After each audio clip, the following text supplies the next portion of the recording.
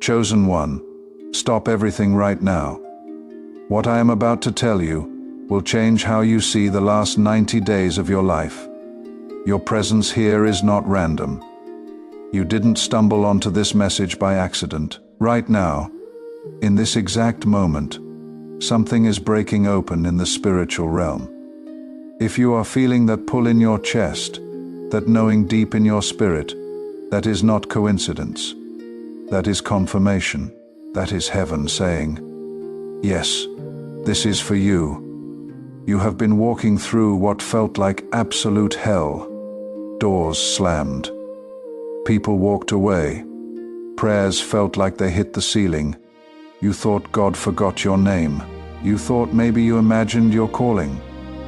You were wrong about all of it. Here is the truth. God didn't forget you. He was testing you.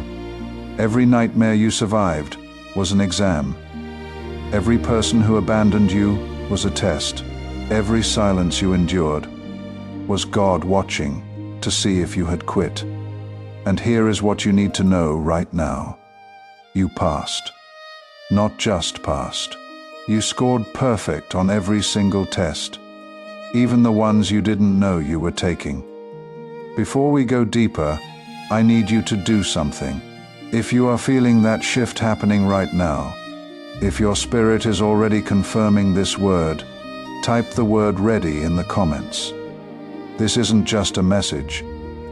This is a divine appointment. Stay until the end, because I am about to show you exactly what you passed, how you passed, and what you just unlocked by passing. The revelation coming will rewrite your story. Now let's begin. Heaven just opened your file, the one with your name on it, the one that has been filling up for 90 days with grades you couldn't see. While you were breaking down, thinking you failed, God was in that room with you, taking notes, recording everything, not to condemn you, to grade you. And the grades just came back. This file has been sealed in the throne room since the day you were born. But 90 days ago, God activated a sequence. He began a testing protocol that only chosen ones go through. The book of Job, chapter 1, verses 6 through 12, tells us that the sons of God presented themselves before the Lord, and Satan came also among them. And the Lord said to Satan, "Have you considered my servant Job? There is none like him in the earth." This is the pattern. God initiates the test. He points out the chosen one. He sets boundaries on what can and cannot be touched. And then he watches, he grades, he records. Your 90 days followed this exact pattern. While you thought you were under attack, you were actually under observation. While you thought the enemy was winning, God was compiling your transcript. And now the testing period is complete. Your results are ready. Let me show you what heaven saw. Do you feel that tightness in your chest right now? That weight you have been carrying on your shoulders for 3 months straight? Place your awareness there. Not your hand, just your attention. Feel how heavy it is. Because in the next few minutes, you are about to feel it lift off. Like someone just cut invisible chains you didn't know were holding you down. This is your graduation day, and I am about to hand you your diploma. God didn't give you one test. He gave you categories of tests, multiple exams happening at the same time. That is why it felt like you were drowning. That is why you couldn't catch your breath. Because while normal people get tested in one area at a time, chosen ones get the advanced curriculum, the kind of testing that happens in layers, in disguise, where the enemy thinks he is attacking you. But God is actually using that attack as your final exam. And before I tell you all the categories, you need to understand why he disguised them. Because if you knew you were being tested, you would have performed. You would have acted the part, put on the church face, said the right prayers. But God doesn't need your performance. He needed to see your character, the real you. The version that shows up when the cameras are off and heaven feels silent. That is what the disguise was for, to get past your defenses, to see what you would do when you thought no one was grading you. And chosen one, what he saw made him smile, even when you couldn't see it. Let me show you the first category you conquered. Test number 1. The isolation test. This wasn't about being alone in a room. This was about being alone in a crowd, about watching everyone else get their breakthrough while you stood in the same place. You remember that feeling, don't you?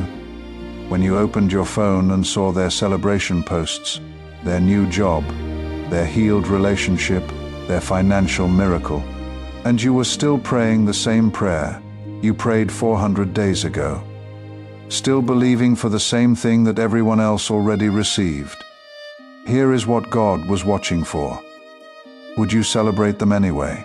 Would you keep worshiping when your own worship felt dry?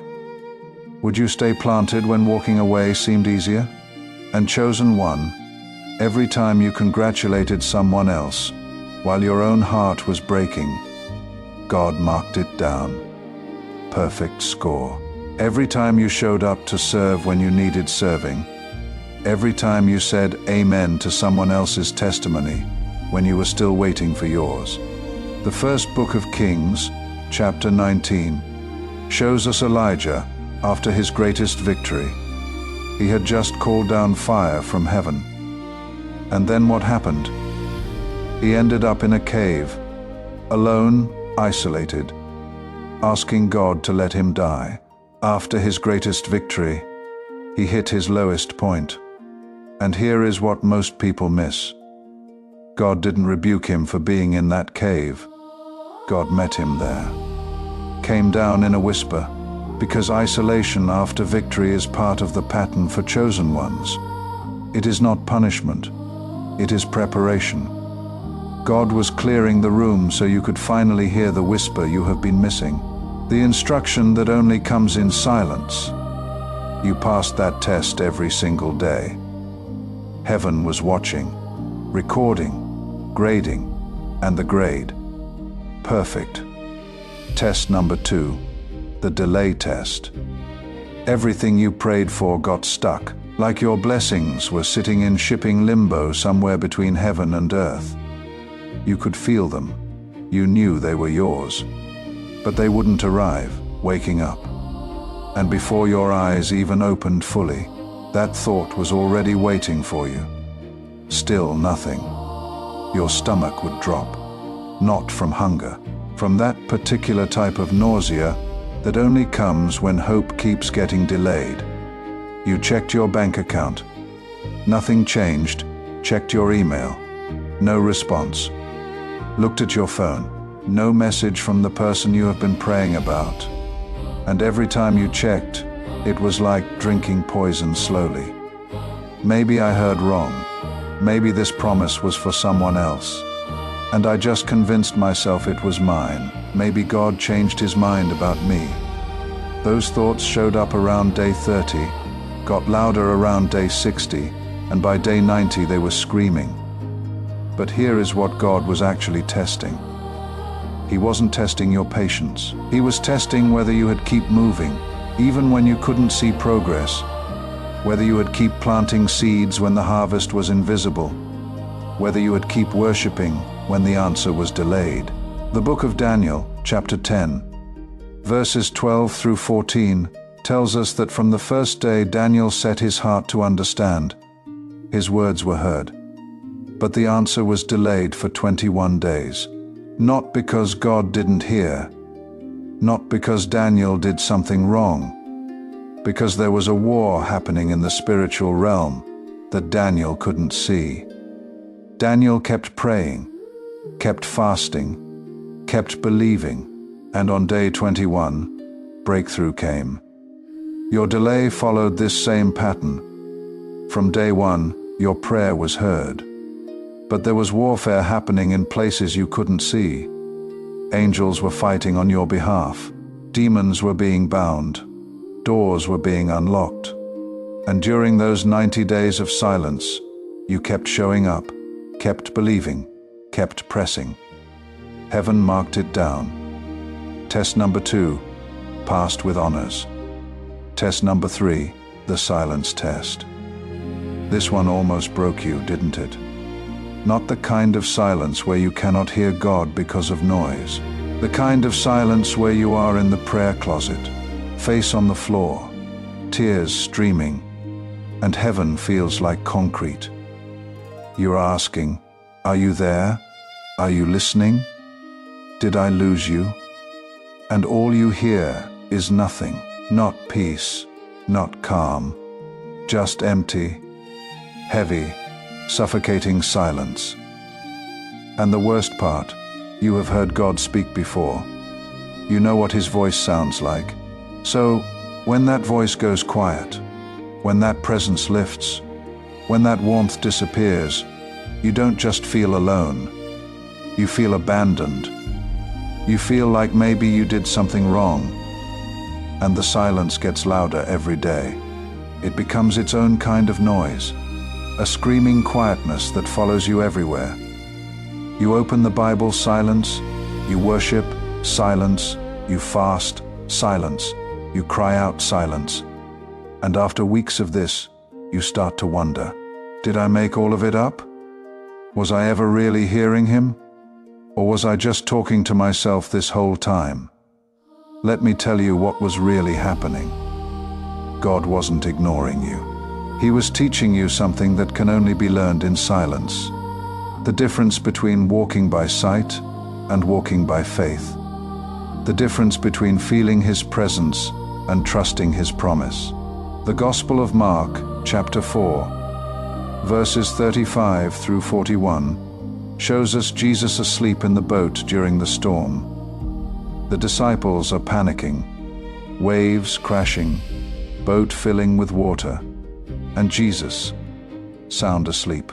They wake him up, terrified, and say, "Do you not care that we are perishing?"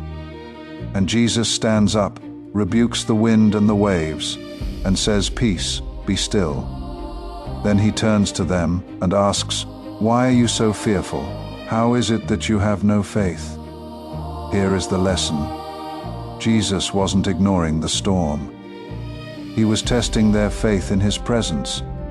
Even when he seemed absent, asleep, uncaring, he was there.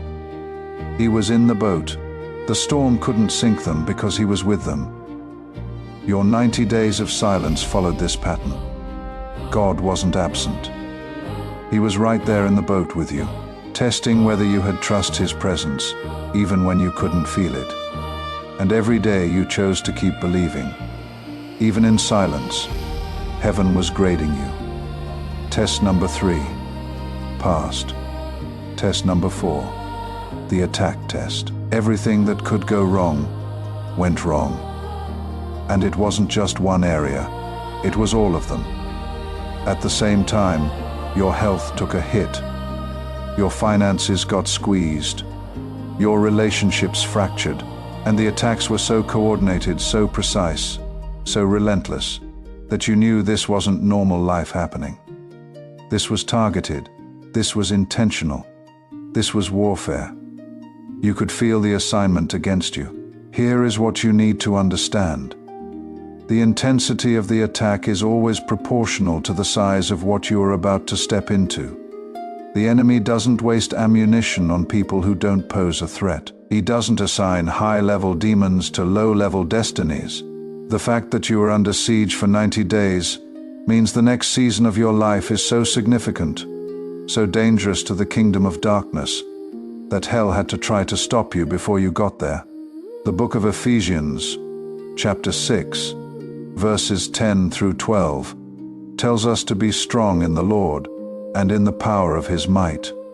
Put on the whole armor of God, that you may be able to stand against the schemes of the devil. For we do not wrestle against flesh and blood, but against principalities, against powers, against the rulers of the darkness of this age, against spiritual hosts of wickedness in the heavenly places.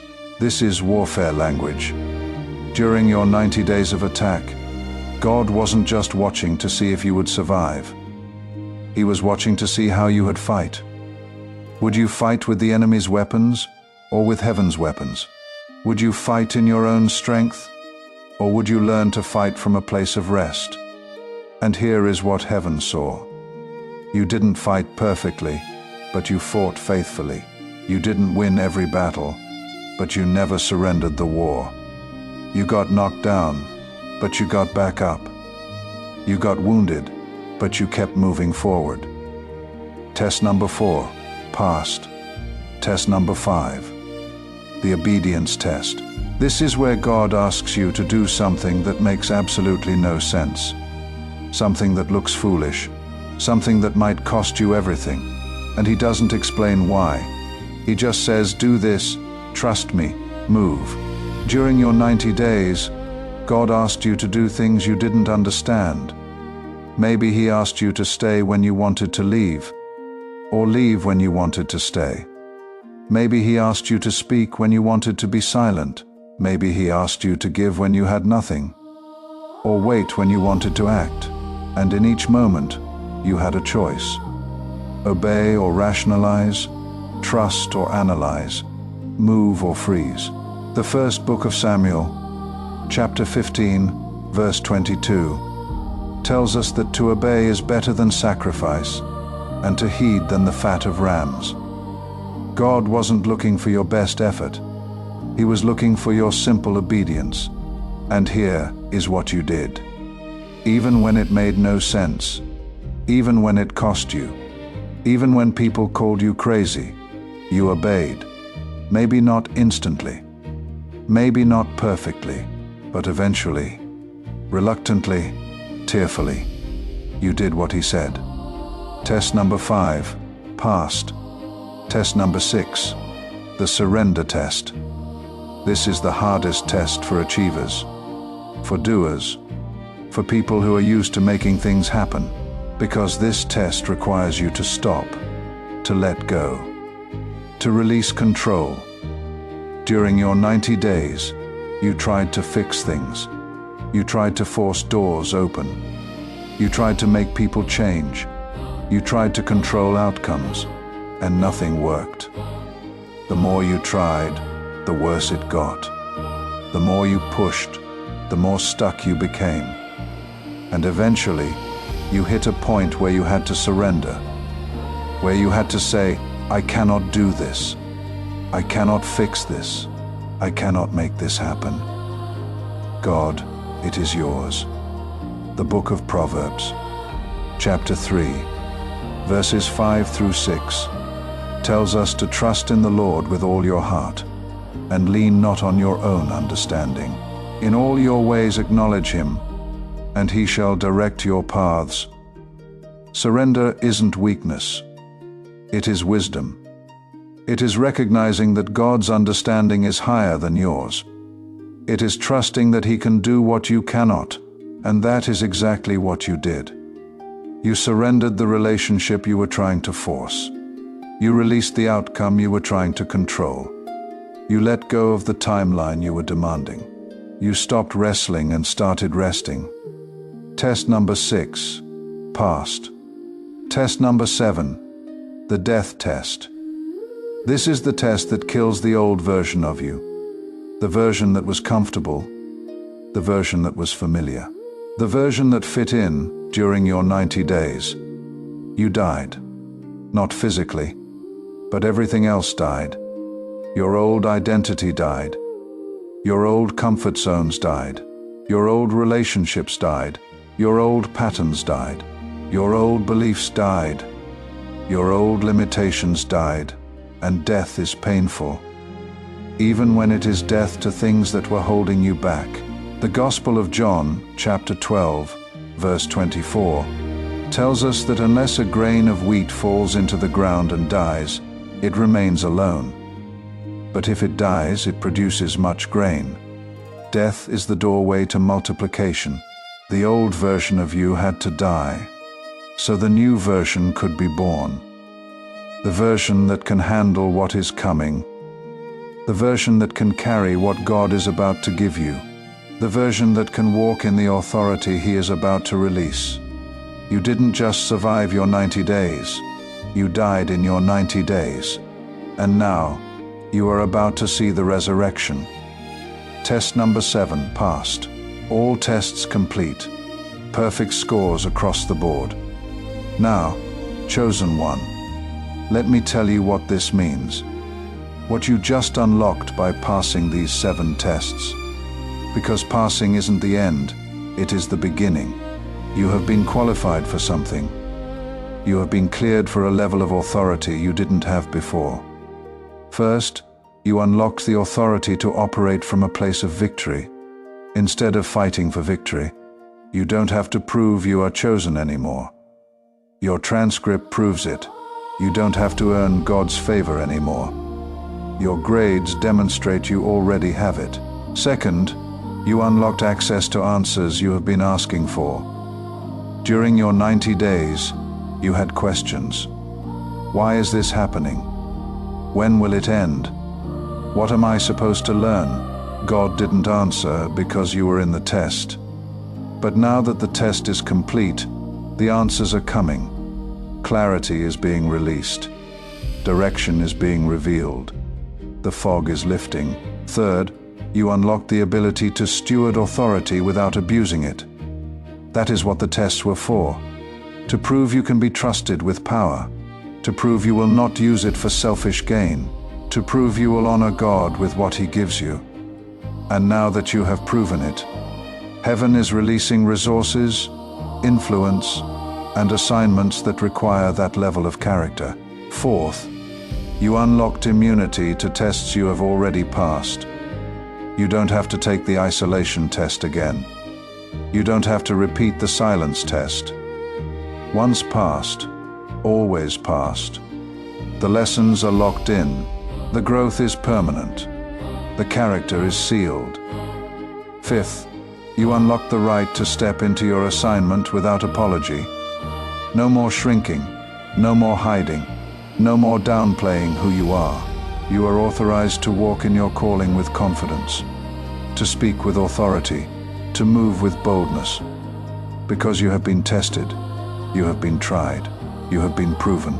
Now here is what you need to do with what you have unlocked. First, recognize that the next 7 days are critical.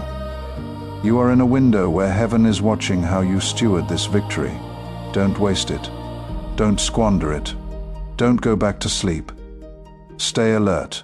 Stay expectant. Stay ready for what God is about to do. Second, start moving differently. You are not the same person who entered those 90 days. Stop acting like you are. Stop talking like you are. Stop thinking like you are. The old version died. The new version is here. Walk like it, talk like it, believe like it. Third, get ready for confrontation. The enemy knows you passed, and he is going to try to make you doubt it. He is going to try to convince you it wasn't real. Expect it. Don't be shocked by it. And when it comes, shut it down immediately. You don't have time for that conversation anymore. Fourth, guard what God just gave you. Don't announce everything. Don't share every revelation. Don't broadcast every upgrade. Some things are meant to be kept sacred until the right time. Learn the discipline of silence. Learn the power of waiting for God's release. Learn to move in secret until God says, "Now reveal it." Fifth, expect rapid manifestation. Things that were stuck for months are about to move in days. Things that were delayed for years are about to show up in weeks. Things that looked impossible are about to become inevitable. Because when God says it is time, it is time. And your time just started. Doors you couldn't open with all your effort are about to swing wide with one breath from heaven. Relationships you couldn't fix with all your words are about to heal with one divine conversation. Finances you couldn't stretch with all your budgeting are about to multiply with one supernatural provision. Health you couldn't restore with all your treatments is about to turn around with one touch from the great physician. Now, if this word stirred something in you, if you felt the shift happening in your spirit, pause with me for a moment. Let us go before the throne together. Father, we come before you right now on behalf of this chosen one. We thank you for their journey. We thank you for the 90 days they just walked through. We thank you that what looked like wilderness was actually a classroom. What felt like punishment was actually preparation. We acknowledge the truth you revealed today, that they were never forgotten, never abandoned, never rejected. They were being tested, and they passed. Every single test, perfect scores. Now we ask that you release everything they're passing unlocked. Release the clarity they have been waiting for. Release the breakthrough they have been believing for. Release the authority they have been qualified for. We bind every spirit of doubt that would try to make them question what you just confirmed. We bind every spirit of fear that would try to paralyze them in this moment. We bind every spirit of comparison that would try to make them look at someone else's timeline. We bind every attack that is being prepared against their mind, their body, their finances, their relationships. It has no access, no authority, no power. We declare that the next 90 days will be the opposite of the last 90 days. Where there was loss, multiplication is coming.